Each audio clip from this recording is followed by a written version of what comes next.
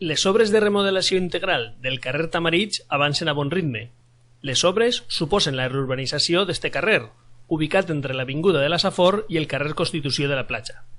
En concret, les obres van a consistir en la renovació del clavegueram tant del carrer Tamaritx com del carrer de la Torre.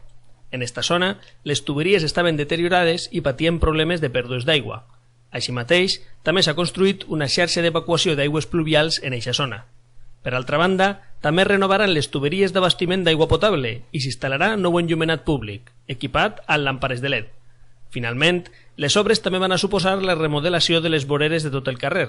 Esta actuació permetrà dotar a este vial de les dimensions necessàries per a solucionar els problemes de trànsit que es produïen, així com per a facilitar el pas dels vehicles d'urgències, com ambulàncies o bombers, i la replegada de residus. Estes obres tenen un pressupost de 250.000 euros, finançat conjuntament per la Diputació de València i l'Ajuntament de Miramar.